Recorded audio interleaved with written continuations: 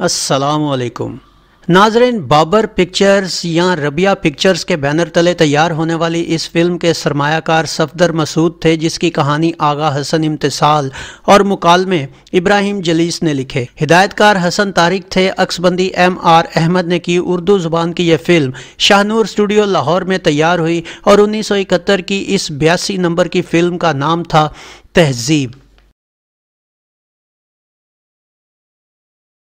Film के नुमायां अदाकारों में शाहिद, रानी, आलिया, रंगीला, तमन्ना, सबीहा खानुम, असलम परवेज़, ज़मुरद, जाहिद खान, लहरी, नासिरा, इलियास कश्मीरी और गौतम शामिल थे।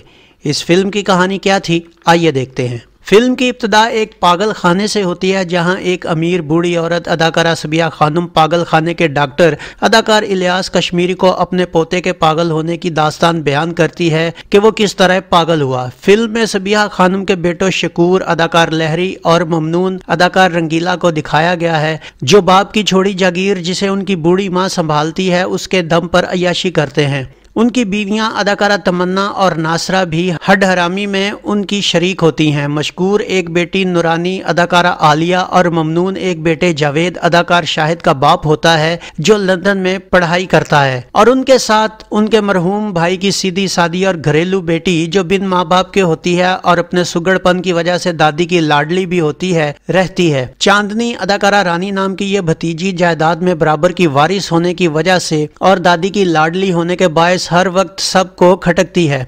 मशकूर और मोमिन जावेद और नौरानी की शादी का फैसला करते हैं, मगर उनकी मां अपनी बीमारी और मौत के बायस जावेद और चांदनी की शादी फोन पर करवा कर उनके मंसूबों पर पानी फेर देती है। जावेद जब लंदन से वापस आता है तो अनपढ़ और सीधी सादी चांदनी को देखकर गुस्से का इजहार करता है और दादी से साफ लफ्जों में कह देता है कि उसे एक मॉडर्न लड़की चाहिए। जावेद का झुकाव नौरानी की तरफ हो जाता है, लेकिन बाप और ताया के समझाने पर वो दादी से ऊपरी दिल से माफी मांगता है। एक दिन क्लब में जावेद चांदनी जैसी मॉडर्न लड़की को देखकर उसका दीवाना हो जाता है और घर में मौजूद चांदनी की तरफ उसकी तवज्जो मबजूल होना शुरू हो जाती है। मगर एक दिन उस पर यह राज खुल जाता है कि चांदनी ही असल में वो मॉडर्न लड़की है और ये सब उसकी दादी ने ही किया था। जावेद अब दिलो जान से दादी से माफी मांगकर चांदनी को अपना लेता है और आहिस्ता आहिस्ता चांदनी को मॉडर्न रंग में रंगना शुरू कर देता है और चांदनी ना चाहते हुए भी उसके रंग में रंगती चली जाती है। पहली बार जदीद लिबास में क्लब जाने के बाद भी चांदनी को वो माहौल पसंद नहीं आता, जिस पर उसकी दादी जावेद को डांट कर चांदनी को साथ ले जाने का इरादा करती है, मगर चांदनी दादी के साथ जाने से इनकार कर देती है,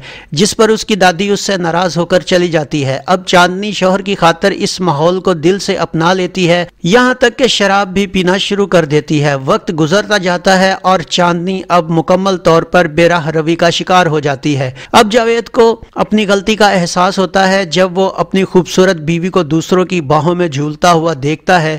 एक रात चांदनी की क्लब में सालगिरह पर चांदनी बेशर्मी की तमाम हदें पार कर जाती है, जिस पर गुस्सा होकर जावेद घर आ जाता है और रानी क्लब में अकेली रह जाती है। रानी की हालत का फायदा उठाकर जावेद का दोस्त मोहसिन अदाकार असलम परवेज उसकी इज्जत लूट लेता है। चांदनी लुटी पुटी हालत में घर आती है, जिसे देखकर जावेद उस पर खूब बरसता है, मगर अब जवाबन चांदनी उन तमाम हालात का जिम्मेदार उसे ठहराती है, यहाँ तक कि उसे थप्पड़ भी मार देती है और अपनी इज्जत के लुटने का भी बता देती है। जावेद गुस्से की हालत में जाकर मोहसिन को कत्ल कर देता है, जबकि चांदनी उसके बाद निदामत में जहर खाकर मर जाती है। जावेद वापस आकर चांदनी की लाश देखकर सदमे से पागल हो जाता है और फिल्म खत्म होती है। इस फिल्म का म्यूजिक क्या था, आइए देखते हैं। रूना लैला, मैडम नूरजहां, अहमद रुश्दी और मेहदी हसन के गाए गानों की शायरी सैफुद्दीन सैफ और मसरूर अनवर ने की, जिसका म्यूजिक निसार बज़मी ने तरतीब दिया। 8 गानों पर मुश्तमिल इस फिल्म में रूना लैला के कैसा जादूगर, दिल बर मस्ताना है, कभी लगे गैर, ये गीत अदाकारा ज़मुरद पर पिक्चराइज हुआ।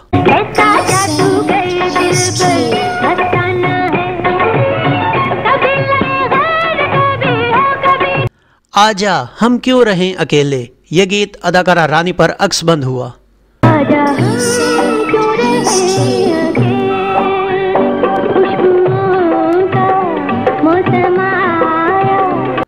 तूने क्या शय मुझे पिला दी है, ये गीत भी अदाकारा रानी पर फिल्माया गया।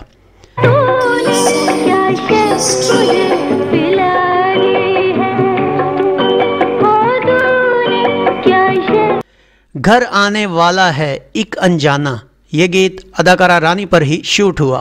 घर आने वाला एक अनजाना, देखा ना भाला है माही बेगाना। हे जमाल लो हमें अपना बना लो, ये गीत भी अदाकारा रानी पर ही पिक्चराइज किया गया।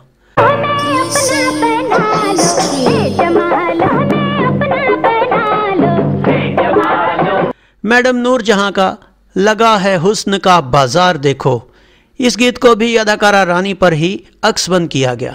लगा है हुस्न का बाजार देखो, नई तहजीब के।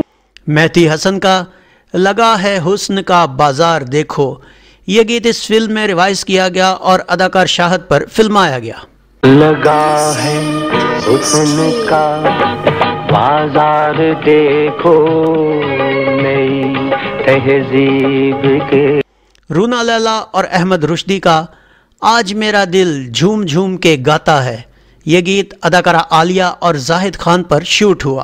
आज मेरा दिल झूम झूम के गाता है, oh my darling, oh my darling.